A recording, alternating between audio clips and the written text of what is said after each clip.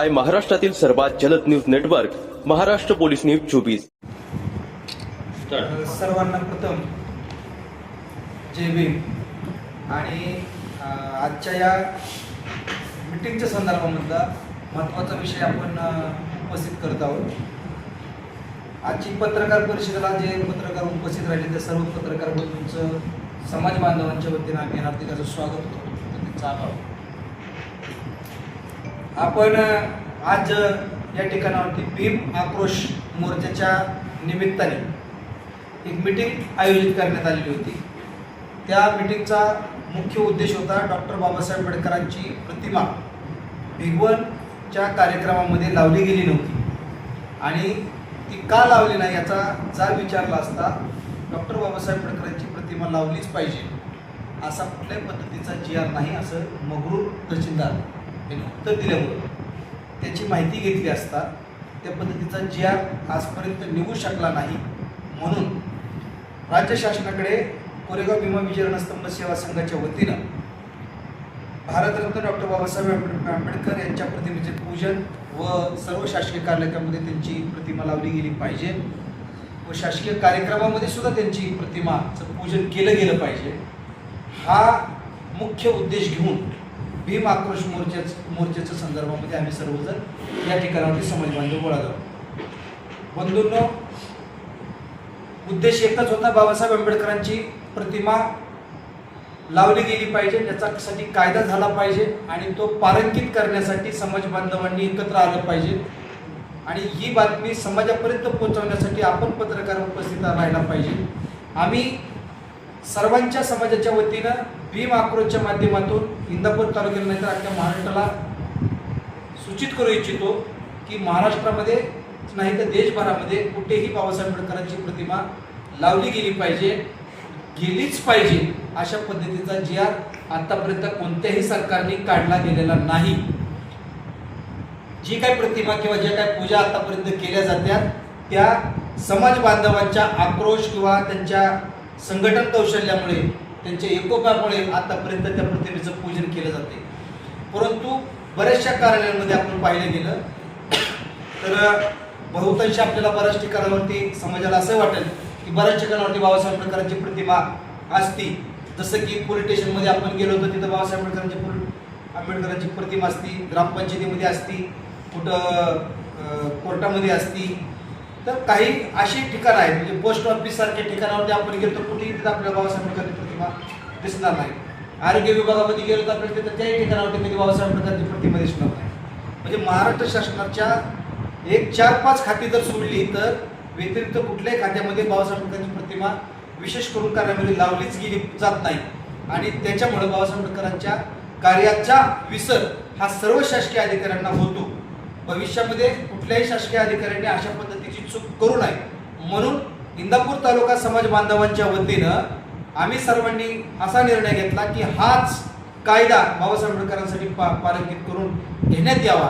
बाबासाहेब आंबेडकरांना न्याय देण्या इथपर्यंत इंदापूर तालुक्यातली कुठलीही जनता तेवढी सक्षम नाही, परंतु बाबासाहेब आंबेडकरांच्या प्रतिमेला न्याय देण्यापर्यंत जर काही बाब असेल तर ती इंदापूर तालुक्याच्या कार्यकर्त्यांमध्ये आहे, भीमशक्तीमध्ये आहे आणि म्हणून सर्व समाज बांधवांच्या वतीने या पद्धतीची मागणी आम्ही राज्य मंत्रिमंडळाकडे केलेली आहे, तालुक्याचे आमदार यांच्याकडे केलेली आहे, त्याचप्रमाणे खासदारांकडे केलेली आहे, केंद्र शासनाकडे केलेले आणि तो कायदा पारंकित जर नाही झाला तर जन आंदोलन आम्ही उभा करतो अशा पद्धतीची आम्ही माहिती दिली होती। त्या अनुषंगाने आज आपल्याला सर्वांच्या पत्रकारांच्या आणि जनतेच्या समोर सांगतोय की येणाऱ्या 18 तारखेला समाज बांधवांच्या वतीने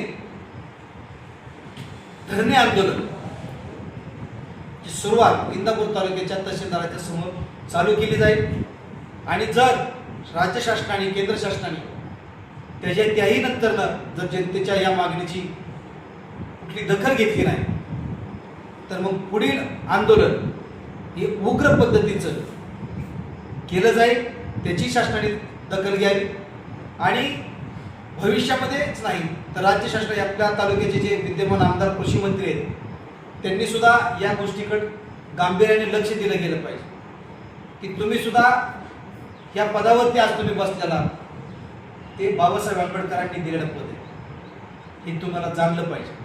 तालुक्यातला SC STचा समाज हा तुमच्या पाठीमागे आतापर्यंत खंबीरपणे उभा राहिला.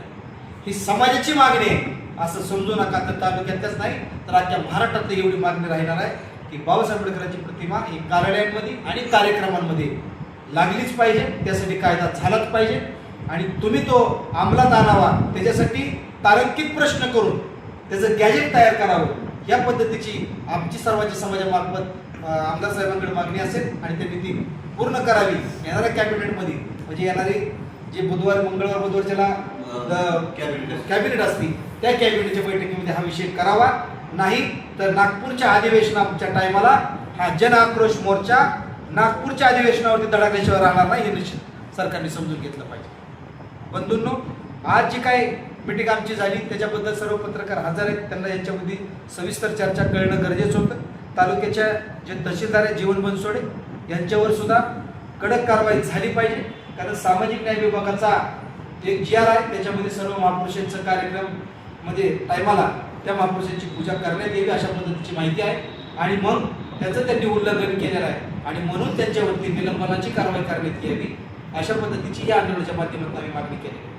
त्याचप्रमाणे आमची त्याही पुढची मागणी अशी आहे की म्हणजे मागासवर्गीय समाजाच्या लोकांना वंचित समाजाला समानतेची वागणूक देण्यासाठी समानतेच्या स्तरावरती आणण्यासाठी आरक्षणाचा हा मुद्दा बाबासाहेब आंबेडकरांनी त्यांच्या कायद्यामध्ये केला. 340, 341, 342 आरक्षणासाठी असणाऱ्या कलम आहेत आणि मग त्या कलमांचा उपयोग त्या आताच्या सरकारमध्येच नाही तर खाजगीकरण केल्यामुळे तो अंमलात योग्य पद्धतीने येत नाही. आणि म्हणून SC ST साठी जे विशेष प्रावधान करण्यात आलेलं आहे ते विशेष प्रावधान जसंच्या तसं जे पाठीमागं 2005च्या पाठीमागं जसं होतं त्या जुने पेन्शन्स असत्या किंवा जुनी सुविधा असतात त्या सर्व सुविधा त्या SC STच्या लोकांना पुनरुक्त भेटावी पुन्हा मिळावी अशा पद्धतीची आमची मागणी आहे. आणि या इथनं पुढची ज्यांनी 2005 नंतरनं जी कामं करतायत त्याही मुलांना त्या पद्धतीची सवलत इथनं पुढे लागू करण्यात यावी अशा पद्धतीची आमची मागणी असणार आहे. आणि जी शिक्षणाच्या बाबतीमधला विषय आहे जे डॉक्टर बाबासाहेब आंबेडकरांच्या नावाने बरेचशा स्वाध्याय योजना आहेत किंवा इंटरनॅशनल शिक्षण व्यवस्था आहे याच्यामध्ये जी स्कॉलरशिप तेवी आंतरराष्ट्रीय लेवलची जी कमी करण्यात आलेली आहे तीही आमच्या बाबासाहेब आंबेडकरांच्या नावाची तुम्ही पुनरुक्त करावी आणि ती जशीच्या तशी पुन्हा लागू करावी अशाही पद्धतीची आमची मागणी आहे.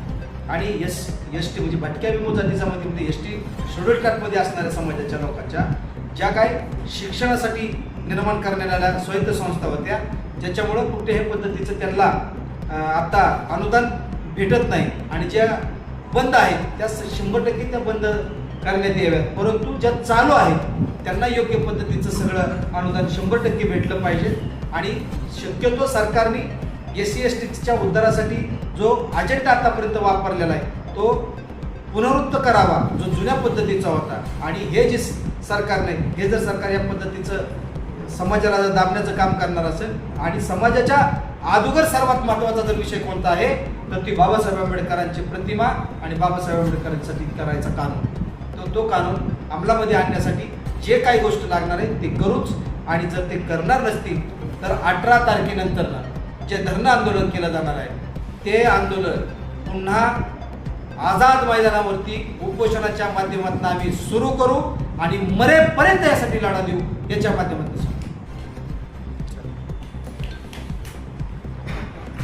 महाराष्ट्र पोलीस न्यूज 24 साठी पुणे जिल्हा प्रतिनिधी शिवाजी पवार.